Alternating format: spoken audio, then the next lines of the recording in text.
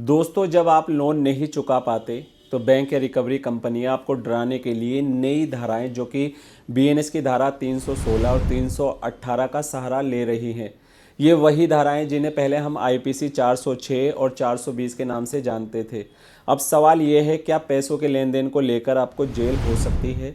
क्या कंपनी आप पर धोखाधड़ी का केस कर सकती है?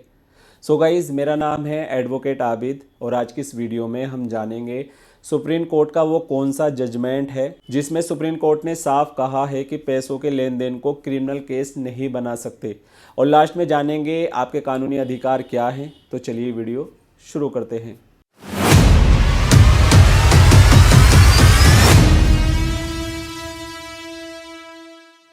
दोस्तों, बीएनएस की धारा 318 और 316 की जो पहले आईपीसी की धारा 420 और 406 हुआ करती थी, आज भी कई कंपनियां और रिकवरी एजेंसियां वित्तीय लेन देन को गलत तरीके से क्रिमिनल केस बना रही है, जबकि माननीय सुप्रीम कोर्ट साफ कह चुका है कि फाइनेंशियल ट्रांजैक्शन में क्रिमिनल केस नहीं बनता।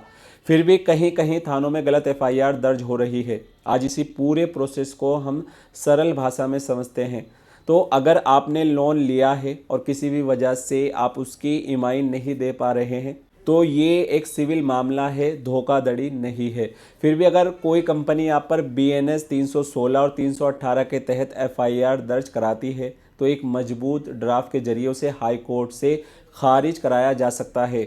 हमारे संविधान में लोन ना दे पाना कोई अपराध नहीं है और ना ही हमारे कानून में ऐसा कोई प्रावधान है। और एक बात नोट करके रख लीजिएगा कि अगर आप डिफ़ॉल्ट कर चुके हैं या होने वाले हैं तो सबसे पहले लोन कंपनी को एक लीगल प्रायर नोटिस देना आपकी जिम्मेदारी है। ये नोटिस किसी भी एडवोकेट के माध्यम से रजिस्टर्ड डाक से जाना चाहिए और इसमें साफ लिखें कि आप पैसा क्यों नहीं दे पा रहे हैं, जैसे जॉब लॉस या कोई बीमारी। ये फ्यूचर में आपके ऊपर होने वाले कोर्ट केस में आपके गुड फेथ, नेक नियत का सबसे बड़ा सबूत बनेगा।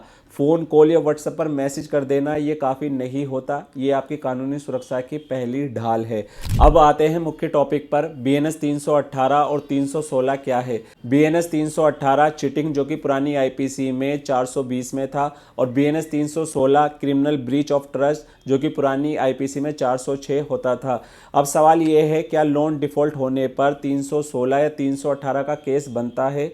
तो इसका जवाब है बिल्कुल नहीं। इस पर माननीय सुप्रीम कोर्ट ने बार बार कहा है कि मेरी ब्रीच ऑफ कॉन्ट्रैक्ट और non payment of loan does not amount to be criminal offence. पैसा लेना, बाद में चुका ना पाना या बिजनेस फेल हो जाना क्रिमिनल इंटेंशन नहीं है, इसलिए 316 और 318 नहीं लग सकती।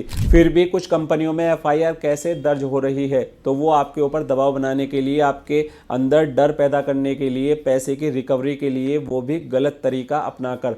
अब जो कंपनियां आपके ऊपर 316, 318 में एफआईआर करवा देती हैं तो ये बिल्कुल कानून के खिलाफ है।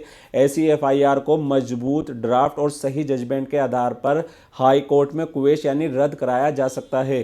अब बात करते हैं एनपीए की। तो इसका फुल फॉर्म होता है नॉन परफॉर्मिंग एसेट, यानी बैंक का वो पैसा जो अब उसे कमाकर नहीं दे रहा है। अब अगर आप लगातार 90 या 92 दिनों तक ईएमआई नहीं देते हैं तब आपका अकाउंट एनपीए घोषित किया जाता है। इसलिए अगर कोई रिकवरी एजेंट आपको 90 दिन से पहले कहता है कि आपका लोन एनपीए हो गया है तो समझ जाइए वो झूठ बोल रहा है, क्योंकि कानूनी कार्रवाई लोन एनपीए के बाद ही शुरू होती है। और एक बात और ध्यान रखें, बैंक सभी लोन को एनपीए में नहीं डालता, क्योंकि इससे उनका शेयर मार्केट गिर सकता है। अगर बैंक का एनपीए बहुत बढ़ जाए, जैसे लक्ष्मी विलास बैंक का 26% हो गया था, तो इससे बैंक डूबने का खतरा रहता है। इसलिए जब बैंक को लगता है कि 9 महीने या साल भर तक पैसा नहीं आने वाला तो बैंक उसे रिट ऑफ कर देते हैं। इसका मतलब है कि बैंक ने अपने लेजर से उस अकाउंट को हटा दिया ताकि उसका बैलेंस शीट साफ दिखे। इसका ये मतलब नहीं है कि आप अपराधी हो गए, 316 और 318 लग जाएगी, तो ऐसा बिल्कुल नहीं है।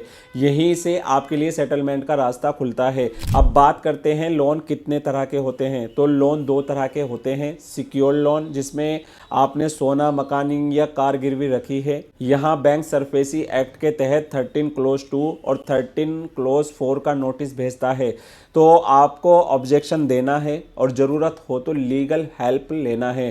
दूसरा है अनसिक्योर्ड लोन, जैसे credit card, personal loan. Unsecured loan में बैंक आसानी से सेटलमेंट के लिए मान जाता है क्योंकि उनके पास आपकी कोई प्रॉपर्टी गिरवी नहीं होती।